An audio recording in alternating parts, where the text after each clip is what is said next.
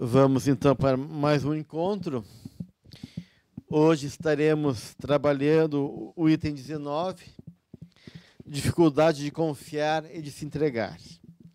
Estaremos trabalhando o capítulo 2, o ser maduro psicologicamente e a gratidão, e o capítulo 3, compromissos com a gratidão, da psicologia da gratidão.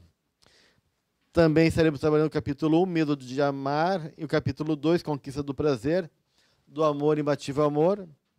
E o capítulo 21, luz da caridade, do livro Jesus, Evangelho, à luz da psicologia profunda. Bem, esse é um tema que, de uma maneira, reflete muito da condição do ser humano, que é essa condição básica da existência e de qualquer relação. Qualquer relação precisa dessas duas condições, né? A confiança e a entrega. Só que essas duas coisas são bem difíceis, né? A gente pensa que se entrega, a gente tenta ou disfarça ou de uma maneira até busca confiar, mas muitas vezes a gente não consegue. Então, assim, vamos conversar um pouquinho sobre isso, abrindo já para um debate. Como é que vocês veem isso, assim, essa questão da confiança? Por que é difícil confiar? O que está implicado na questão da confiança? O que é necessário para confiar? Então, tudo são questões importantes para a gente poder começar a refletir sobre o tema. Alguém quer começar trazendo alguma coisa? É sem cogitar ainda Joana de Ângeles, mas o espiritismo em si, com certeza é difícil, porque o reencontro já é reencontro de almas que têm vínculos anteriores e que, por certo, há danos a resolver. Então, a gente já vem com o aplicativo da gente já vem meio travado, né? Então, se tem medo, uma que a gente não se conhece também, né? E não nos conhecendo, nós vamos pelo aparente, por aquele papel que nós assumimos da nossa personalidade. E isso complica, né? Tanto de um lado meu, do outro, né? Também são pessoas que trazem ressentimentos, mágoas, né? Danos anteriores que dificulta quem trava a liberdade da entrega ou da confiança, né? Ok, então isso é uma questão importante, né? Sim, pode colocar. Eu queria colocar mais uma parte assim pessoal, né? Da dificuldade da entrega, da dificuldade do confiar, é justamente por eu sinto isso por ser uma pessoa controladora, né? E no momento em que eu quero controlar, eu não confio, né? Então eu vejo por esse lado, concordo também pelo lado do espiritismo, mas esse lado para mim é muito forte, por precisar controlar todas as situações. É óbvio que eu estou controlando o outro também, né? Estou tentando, né? Estou tentando não fazer, é bem difícil. Eu acho que, juntando as duas coisas, tem muito a ver, porque eu acho que tem muito a gente ainda, como tu mesmo falou várias vezes aqui, que a gente não conhece o amor, né? E a gente confunde o amor com o poder, né? E aí a gente acha, não confunde, mas a gente, infelizmente, nas nossas relações tem muita questão do poder. E aí é que nem uma relação profissional, né? Como é que eu vou entregar o ouro pro meu concorrente? Porque a gente, infelizmente, nas relações, às vezes vê o outro como alguém que a gente tenha que se preservar, não mostrar todas as nossas fragilidades, porque senão a gente vai ficar na mão dele. Enfim, mais ou menos por aí. Acho que tem. Bem, então a gente tem vamos pegar tudo isso e para pensar. Nós temos realmente essa incapacidade ainda de saber o que é o amor, né? E que isso, né, em função de não conhecer, de não ainda encontrar o melhor caminho para esse amor, em função do nosso egoísmo, a gente estabelece uma dinâmica, né, que acaba sendo muitas vezes desfavorável, porque temos aí também todo esse jogo que a gente está trazendo, que a relação acaba sendo um jogo, né, de interesses, um jogo defensivo, um jogo onde ou eu estou autocentrado no meu prazer, a Joana fala do hedonismo, né, da minha individualidade egoísta, onde as minhas necessidades são vistas e eu não vejo o outro. E se eu não consigo perceber o outro, como é que vai haver um processo de confiança e de entrega? Então, a gente começa toda essa dificuldade, né, de eu poder me reconhecer o outro. Daí, tu falava na questão do poder, né? Isso gera uma sombra, então as relações têm uma sombra muito grande, né, que envolve as nossas dinâmicas. Essa sombra, ela percorre uma história, né, que fala de vidas passadas, ou seja, a gente tem marcas, né, marcas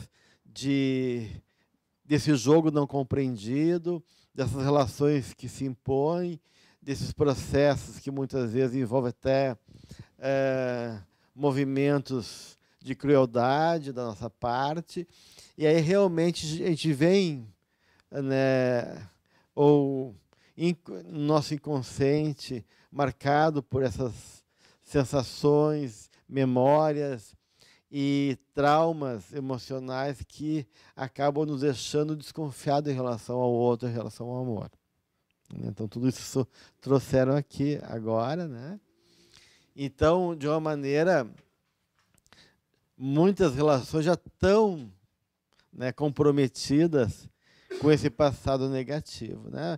Ainda mais daí os traços pessoais de cada um, né? Daí foi colocada esse traço de personalidade, onde a questão do controle é uma coisa bastante presente, né? Quer dizer, controlar é uma forma da gente querer ter segurança, né?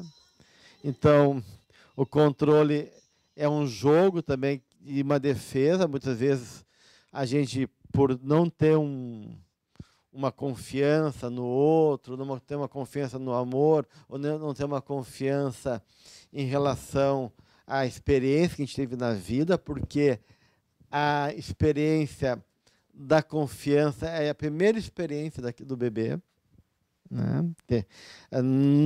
Na fase de exame psicológico, tem várias fases, né? E a primeira é a confiança básica versus desconfiança, né? Então, seria assim, o primeiro aprendizado emocional do bebê será que esse mundo é confiável? Será que eu sou bem aceito? Como é que eu estou sendo recebido nesse mundo? Então, a forma como essa criança é recebida, né, nas relações primordiais que envolve, né, ela com as primeiras figuras parentais, né, vão marcar muito a dinâmica psicológica e a visão que eu tenho de mim e do mundo, né? Porque se esse mundo não me acolhe, eu começo então a me defender, ou eu começo a achar que tem alguma coisa errada, ou com o mundo ou comigo, e assim por diante. E já começa uma série de fantasias que pode ir marcando a minha forma de lidar com a vida e com o outro. Então, essa confiança básica, se ela é, digamos assim, ruída desde a primeira fase infantil, ela realmente torna muito difícil depois os demais processos psicológicos, né? E claro, cada um de nós vai reagir, vai lidar com a sua singularidade, com a sua subjetividade, e a gente acaba criando arranjos para lidar com esse universo de insegurança, de temor, de desconfiança, de desamor. Né? Então, a Joana ela vai colocar que muitos processos perinatais do bebê no útero da mãe já marcam experiências emocionais que ela pode levar para a vida adulta. Né? Ela fala da criança maltratada, da criança abandonada, né? Fora os elementos que vocês comentaram aqui, que a gente traz do passado. Então, isso tudo está em jogo. Daí, eu queria trazer para vocês... deixa eu ver onde que está. No Psicologia da Gratidão, no item O Ser Maduro Psicologicamente e a Gratidão,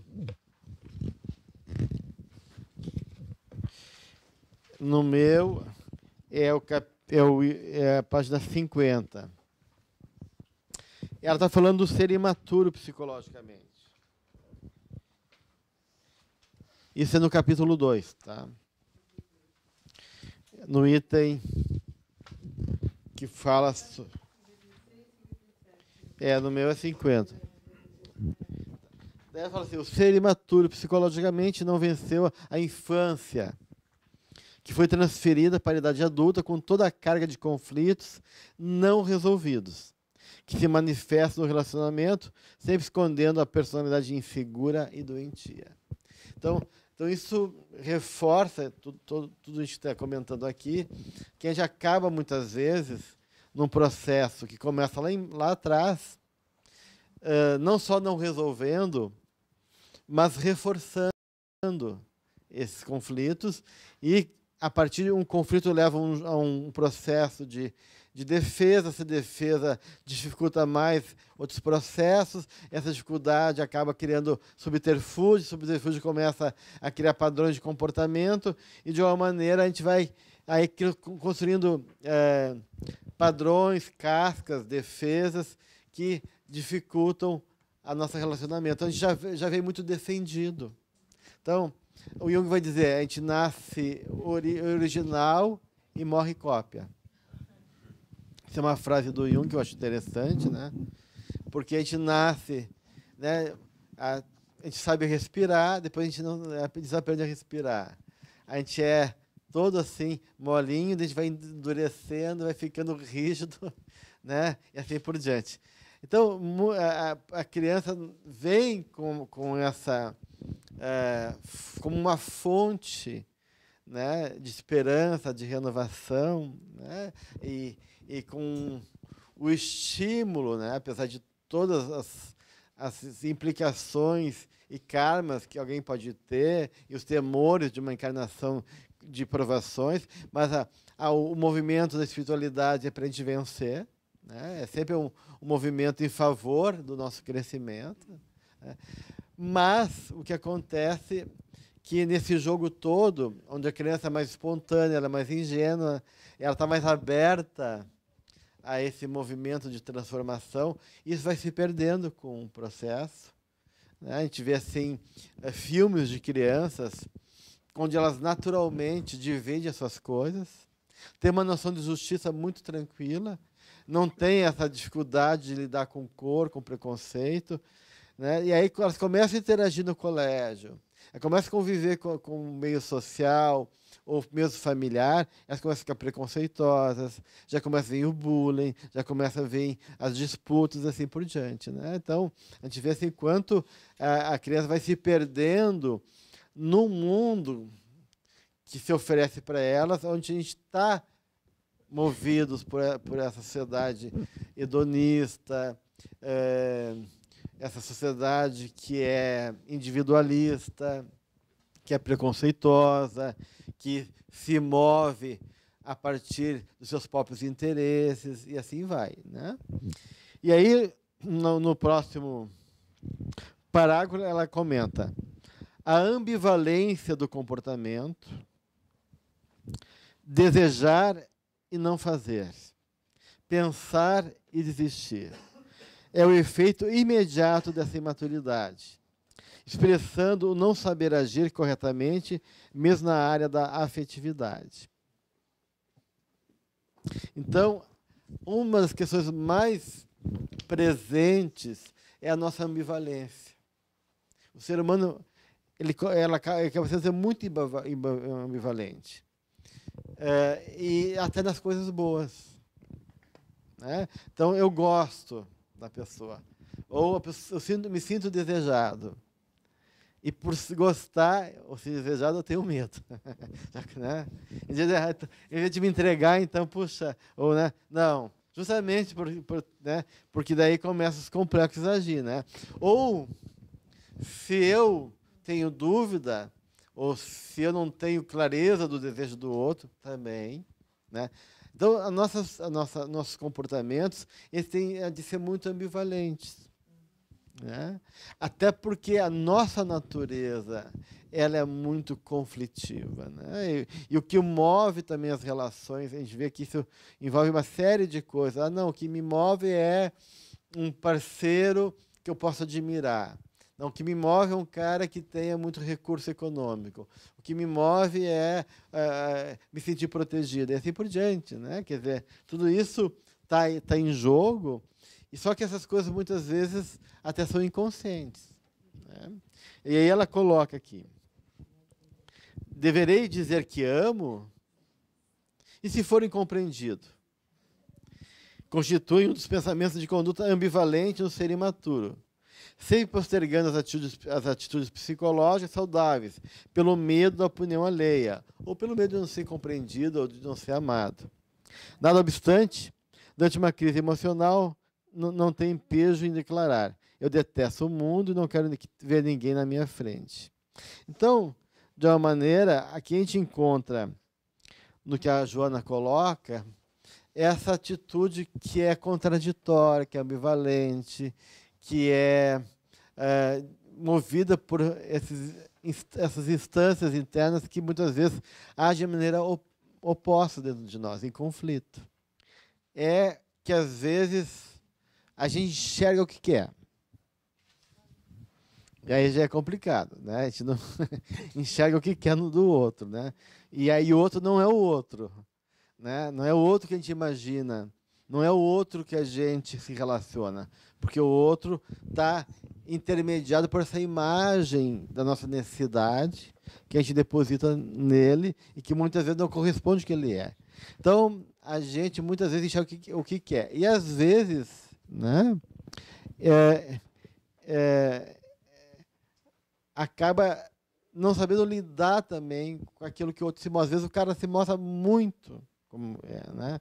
E isso nos assusta. Então, quando a gente enxerga, a gente não sabe lidar. Então, ou a gente não enxerga para não ter que lidar, ou a gente enxerga mais do que devia, né?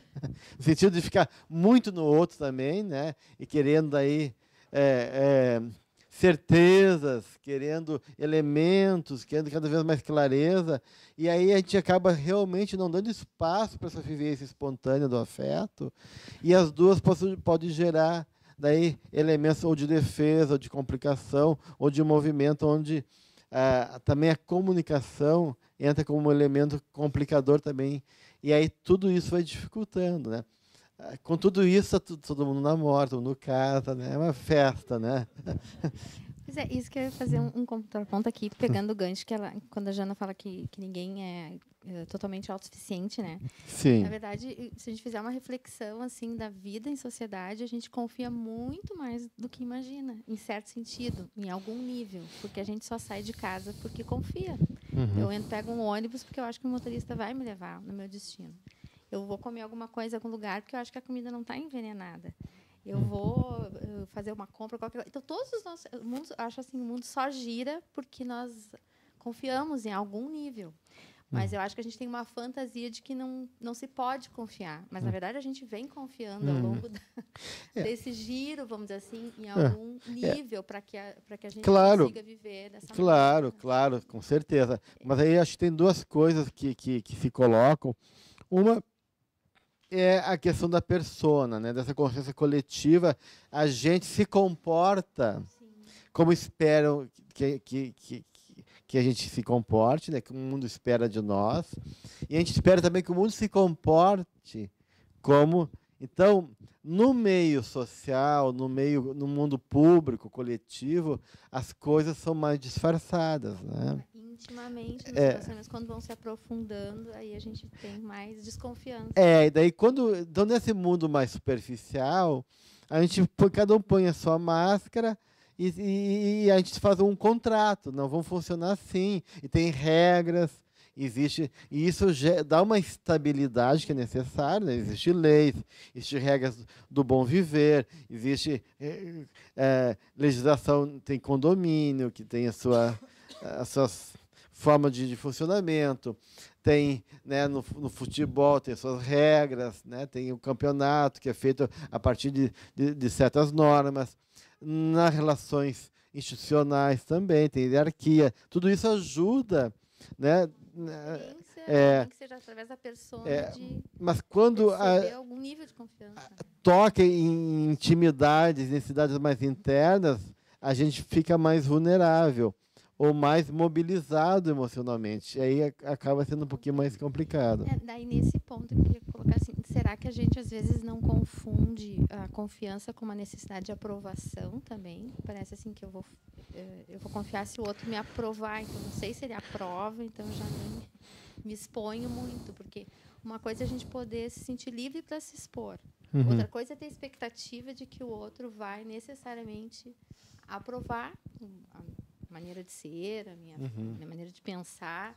Eu não sei se a gente não recua daí nesses relacionamentos, né, mais profundos, assim, talvez numa falsa expectativa de que confiar significa ser aprovado. Não sei. E nem sempre uma coisa tem necessariamente a mesma coisa. Mas aqui está. Porque, como a gente não confia na gente também, né, que você confia no outro, né?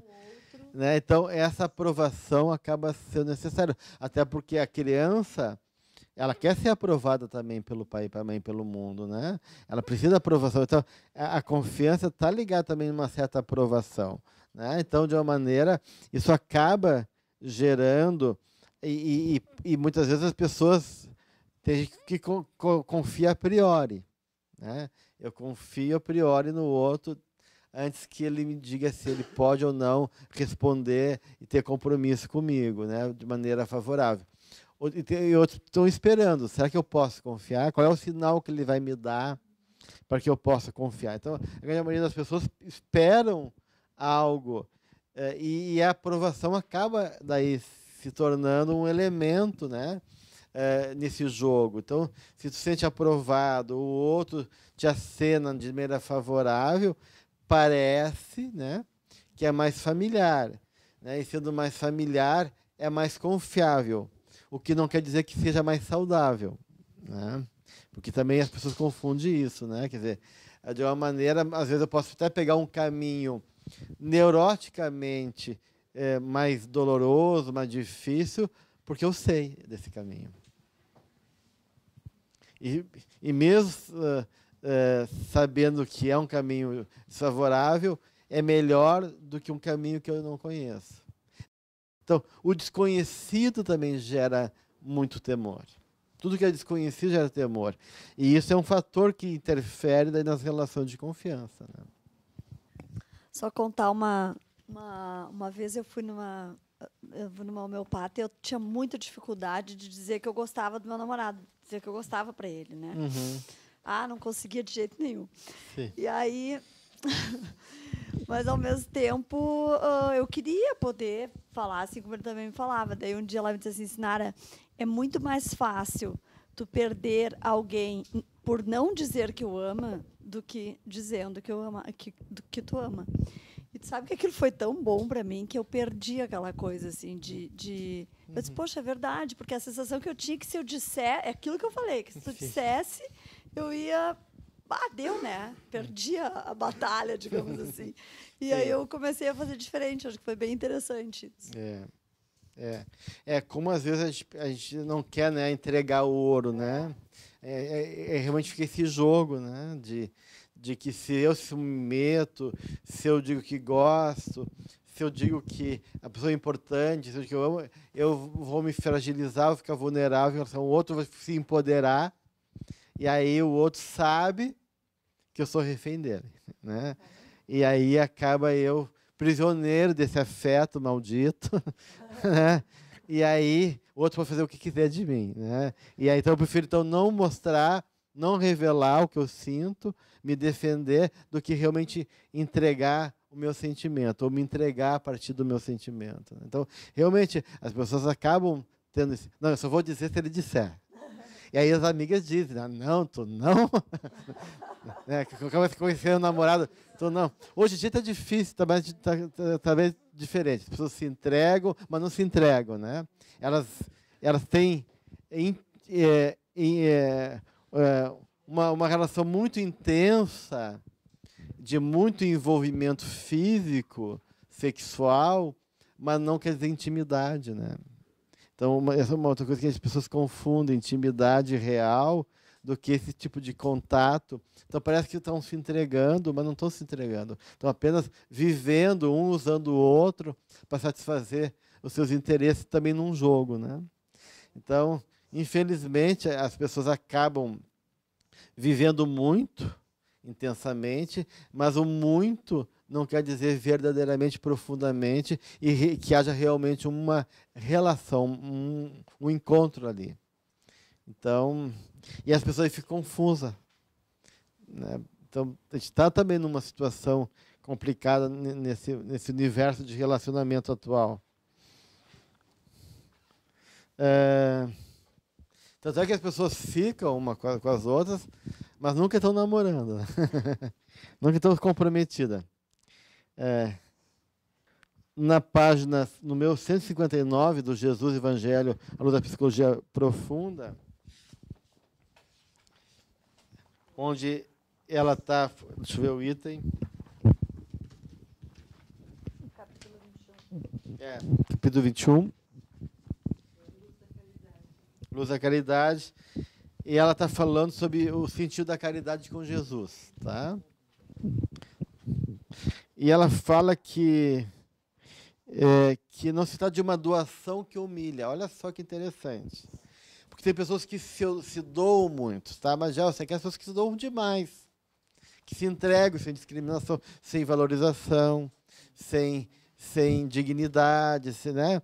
Porque daí também é uma forma de defesa, né? Na medida que eu me dou totalmente, eu posso ter a ilusão que o outro vai também confiar, vai me querer, assim por diante. Então ela diz, não se trata de doação que humilha, do oferecimento das coisas e pertences inúteis, dos excessos que entulham móveis e móveis nos armários. Então, ou seja, vamos pegar isso de maneira metafórica, né? Às vezes a gente dá, né, muitas coisas nossas para o outro, tem a necessidade de poder ser servil ao outro, com uma forma também de aprisionar, de controlar e de ter o afeto do outro, porque a gente não confia no afeto. Então, ou essa desconfiança do afeto, ou fazer a gente se defender e não se dar, ou se dá demais, né, para poder ter essa segurança que nos falta. E aí, na parte mais adiante, no meio da página, somente assim, dando e doando-se, o indivíduo se salva, se liberta das paixões, desescraviza-se da posse infeliz, torna-se uno com o bem que flui e esparze, volvendo ao reino dos céus, sem estar acorrentado à terra. Então, a questão da doação, aqui está colocando a caridade, mas vamos pegar a doação enquanto uma atitude da gente. O se doar. Esse doar que é totalmente, então, oposto ao apego. Então, o doar-se afetivamente, né, envolve também uma forma de desapego. Assim como para a gente doar uma coisa material, a gente tem que desapegar, o se doar-se afetivamente ao outro também tem que ter uma atitude de desapego da nossa parte, né? E aí a Joana fala que uma das coisas que está envolvida nesses processos todos é a crença que a gente tem da realidade. E ela faz uma diferença entre crer e saber. Então a gente vai criando crenças. O mundo é assim, as mulheres são assim, os homens são assados, a vida é assim, não confie nas pessoas, não confie nos homens, não confie, né? Ou tu não confia em ti, porque tu cresceu, fez uma crença que tu não era uma pessoa legal, assim por diante. Então ela diz que a crença é uma experiência emocional. Né? Claro, é uma experiência cognitiva, mas marcado por um campo emocional. E o saber é uma forma de arrebatamento, de tomada de consciência. E quem sabe, ela diz, está ciente e vive consciente. Então, a gente tem que. Então, aí eu acho que tem uma coisa importante, que é a questão da importância de realmente se perceber.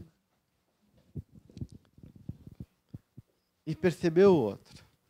Né? Não ter medo de saber quem eu sou, quem o outro é. Porque na medida que eu sei de mim e sei do outro, então eu também sei até onde eu posso ir. Então eu posso me entregar, porque eu sei até onde pode ser entrega. Então eu posso confiar, porque eu sei até onde pode ser essa confiança. Eu também sei o que eu posso esperar do outro. Então, mais uma vez, a Joana vai trazer aí, de várias maneiras, que o autoconhecimento, o conhecimento, é uma fonte imensa de libertação. É a questão de que aprender a reconhecer que cada um é um ser individual, né? E a gente via semana passada que como o ódio e a raiva é fruto da nossa incapacidade de se separar do outro, está muito misturado. Espero que o outro responda à minha necessidade. E quando o outro quer ser ele mesmo e não responde à nossa necessidade, a gente sente raiva e ódio, né?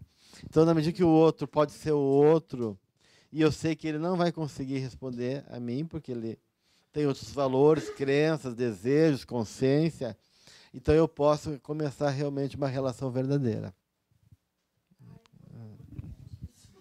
Né? Então, assim, ó, há uma tendência da gente, né, por não acreditar ainda no amor, a gente quer garantias.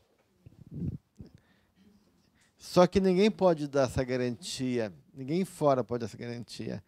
E mesmo que dê, se eu não tiver eu confiando em mim, que a garantia maior somos nós, como é que eu vou poder realmente também acolher o que o mundo pode me dar de segurança, de apoio? Porque que não haja apoio e referências positivas no mundo, mas de uma maneira eu tenho que me abrir para elas.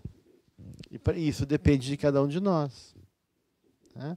Então, claro, mesmo que a gente tenha marcas do passado que nos fazem ter medo, que nos fazem a sermos inseguros em relação ao afeto, queremos ter certeza antes de dar um primeiro passo,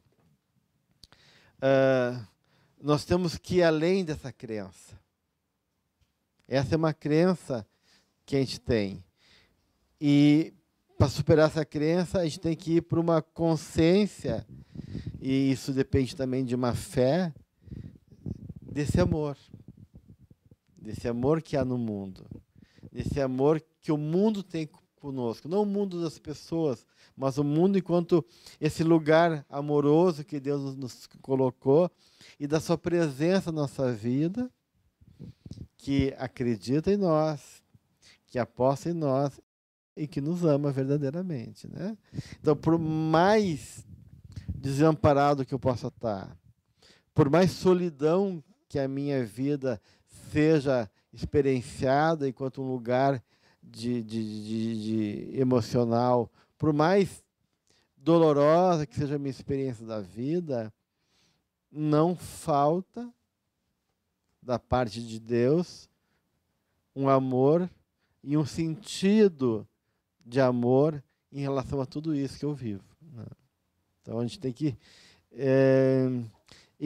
fazer um exercício de uma entrega verdadeira em nome desse amor, que é porque a entrega, nos processos iniciáticos na Grécia Antiga, a iniciação pressupõe uma entrega sem certeza. Então, será que a gente consegue se entregar sem ter certeza? Como é que a gente consegue se entregar sem ter certeza? Como é que a gente se entrega se não tem garantia? Como é que a gente vai confiar e se entregar se a gente não conhece bem o outro? Então, a gente está fazendo um voto de confiança ao outro, ao mundo? Não. Porque o outro vai nos decepcionar em algum momento. Com certeza, gente. Não espere que isso vai acontecer. De um jeito ou de outro, mesmo não querendo, nós vamos decepcionar o outro. E o outro vai nos decepcionar em algum momento. Então, nossa entrega não é porque o outro nos dá garantia. Não é porque o mundo, né, nos dá certeza. A gente confia, a nossa entrega é uma entrega ao que é maior. A gente se entrega à experiência mais do que ao outro. E nosso erro é se entregar ao outro. E não se entregar à vida. Né? Então, a gente tem que realmente transpor essa ideia e colocar as nossas questões emocionais no outro. Além do outro, existe a vida que é muito maior. E a pessoa pode dizer, não, eu me estrepei, mas eu vivi. Né? E aprendi alguma coisa, e agora estou de pé aqui, vamos de novo. Gelson, eu só queria fazer assim uma ponta de que nós, às vezes, ao falar sobre isso, não nos situamos que nós estamos vivenciando a doutrina espírita. Uhum. E que ela nos traz essa presença constante de não só confiar em Deus, em Jesus, mas também de vivenciarmos essa cristianização em nós, nos sentimentos, né? Uhum. Então, esse acolher o outro, com mais medo que eu tenha de acolher o outro, eu preciso trabalhar em mim, né? Essa crença, essa verdade de que eu sou um ser luz, produzindo luz, que eu sou capaz de aceitar o outro, de ver os meus defeitos, ver que ele tem defeitos, de trabalhar perdão, enfim, um cotidiano diferente do que esse cotidiano que a gente vê lá fora, né, da pessoa que não carrega essa verdade crística em si. O Cristo falou, na vida tereis tribulação, mas não temeis, eu venci o mundo. Eu venci o mundo. E ele se entregou, e se entregou verdadeiramente a todos nós, se entregou à tarefa dele, se entregou ao Pai, e não ganhou nada, assim, né? Pelo contrário, nada, né? Foi uma história de traição, de rejeição, de humilhação. E isso não pediu que ele se entregasse, porque não esperava nada da gente. Né? Ele se entregou porque e aí esse ato de doar-se que a Joana coloca aqui, justamente exige esse desapego. Exige esse eu não espero do outro. Porque se eu esperar do outro, eu não faço nada. Né? Então, realmente, a gente está meio roubado. Porque, né, essa colocação é aqui em cima da história do Bom Samaritano. Do Bom Samaritano. Né? Uhum. Onde o samaritano, ele também precisou confiar, né? Embora ele fosse o que ajudou, ele também tinha que confiar que o cara lá não ia levantar e atacar ele, né? Que o homem da hospedaria não ia impor condições para ele, ele foi confiado também, né? Então é uma entrega. Então a capacidade de confiar, de se entregar, é um tipo de liberdade. Né? Quando tu está desapegado, quando tu realmente se relaciona não com o outro em si, mas com a mensagem do amor, quando tu é livre, daí tu pode confiar e se entregar. Né? É mais fácil. Confiança pode até mudar uma cultura até de um povo, de uma nação. Né? Por exemplo, tu pegar um jornal, como se costuma ver em alguns lugares, tu botar moeda, ou pegar um ônibus, você precisa ter alguém ali para fazer aquela... Como tu vê em outros países. Tu cria realmente uma possibilidade de ter... Mesmo algumas pessoas fazendo, tu vai criando essa mentalidade de confiar. E é uma confiança, e a confiança realmente está ligado à liberdade, não é uma coisa de cercear, de controlar, policianesca. Não, quero ver se tu realmente, né? Realmente, tem países que os ônibus não tem cobrador, tu compra um ticket e as pessoas não pedem o ticket, né? Se tu está pagando ou não, ninguém sabe, né? E assim também, nas vendas, né? Tu deixa o dinheiro e pega o produto que tu quer e é uma relação total de... Né? Agora, no campo afetivo, uma das dificuldades que estão, assim, que torna mais complexo esse processo é que as nossas relações emocionais, elas são muito inconscientes. Então, a gente não tem consciência, muitas vezes. A gente tem as reações do comportamento. Até às vezes a gente consegue perceber o nosso comportamento. Tem gente que nem isso consegue perceber. Mas às vezes a gente consegue perceber o comportamento, mas não consegue perceber o que está por trás do comportamento. Né? Então, essas emoções são muito inconscientes e elas são intermediadas por instâncias, por elementos que são os complexos da qual o ego não tem acesso. Então, uma dos elementos, né, das funções que fazem o papel de intermediação nas relações, que estabelecem o vínculo, é a ânima e o ânimos. Né? Então, se a nossa ânima, né, e o nosso ânimos estiverem comprometidos, né, não integrados, ou a gente não tenha consciência de como eles funcionam, isso vai ser mais difícil ainda, esse processo de confiança e de entrega. Porque a ânima, no caso do homem, ela vai ser tomada por humores, por emoções, do qual o homem não tem consciência, então ele vai reagir aos humores da ânima, né? O ânimos, no caso da mulher, ele vai formular julgamentos inconscientes. E aí ela vai responder a esse julgamento, muitas vezes sem saber até que ponto aquilo realmente é verdadeiro. Então, o que acontece? Tanto a ânima como o ânimos, eles costumam criar armadilhas na nossa forma de relacionamento. E isso confunde a gente, ou provoca a gente, ou cria exigências, e assim por diante. E aí a gente acaba tornando mais difícil um processo que já é, por si só, né, complexo e profundo e, consequentemente, difícil. Então, a ânima, por exemplo, ela pode trazer fantasias ou questões enigmáticas para o homem, ou de uma maneira distorcer emocionalmente a percepção, movido por necessidades emocionais inconscientes, da qual ele acaba aí vivendo de uma maneira que não vai ao encontro da sua necessidade real ou de um caminho em favor do afeto. Né? E assim também como o ânimos, ele acaba muitas vezes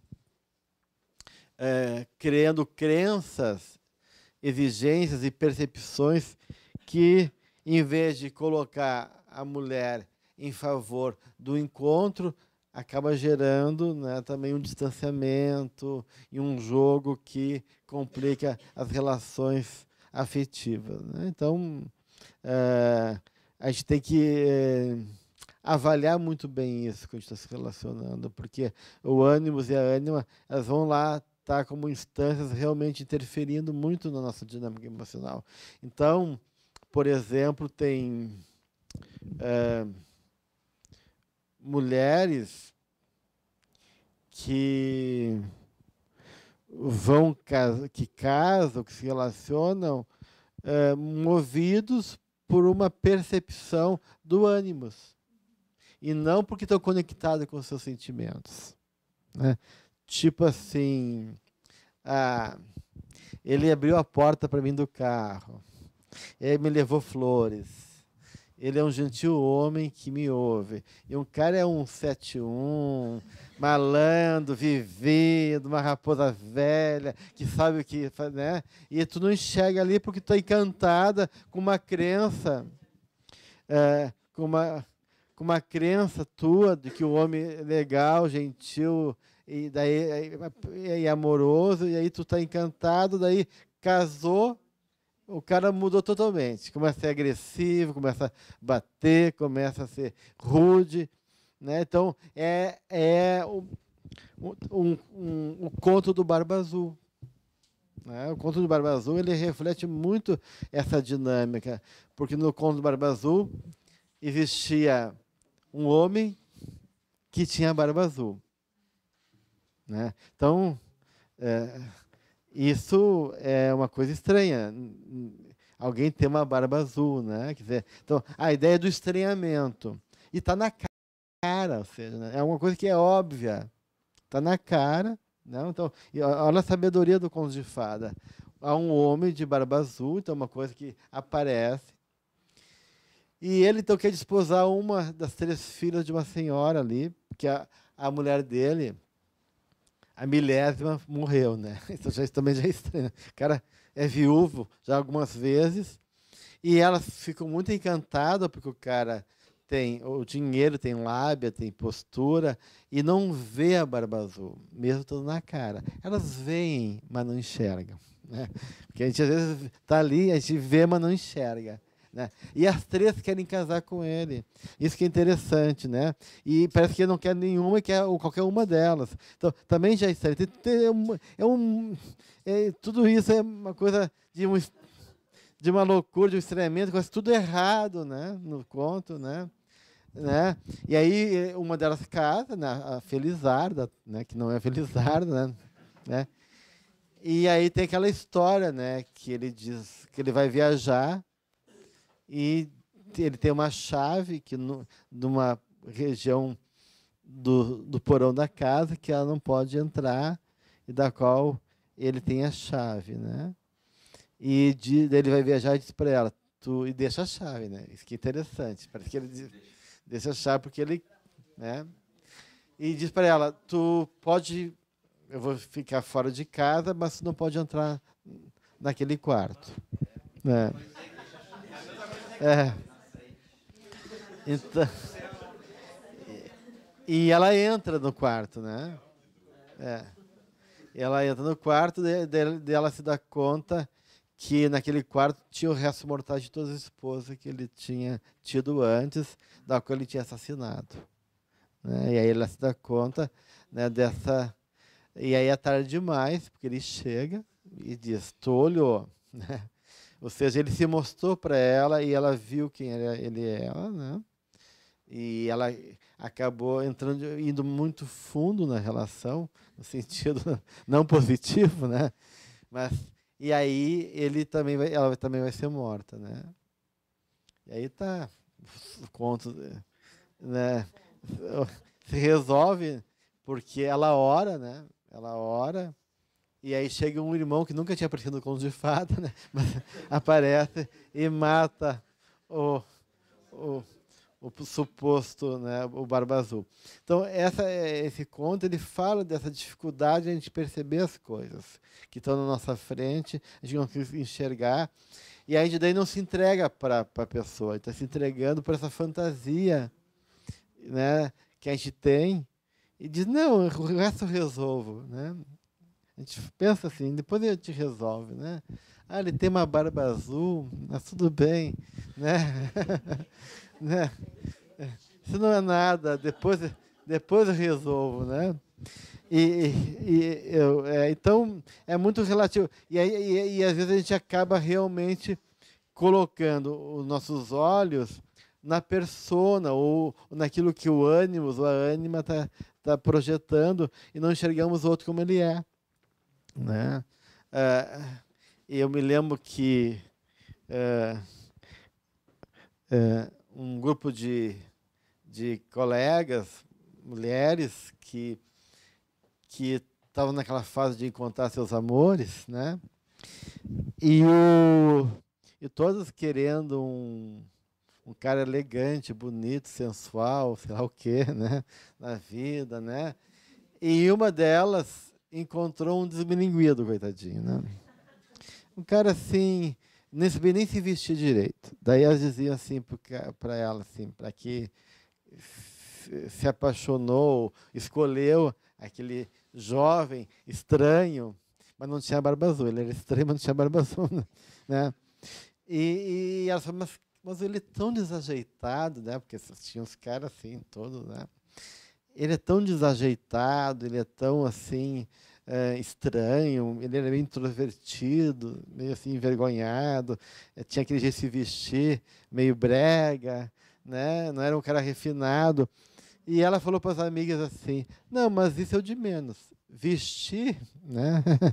Né? E realmente ela casou com um cara e todos se separaram dos outros, e menos ele, um cara super amoroso, super afetivo, né? Porque ela viu a alma dele, né? E porque o exterior realmente era desmilinguido, mas a alma era muito interessante. Ela deu um trato no cara, né? Que ela sabia, né?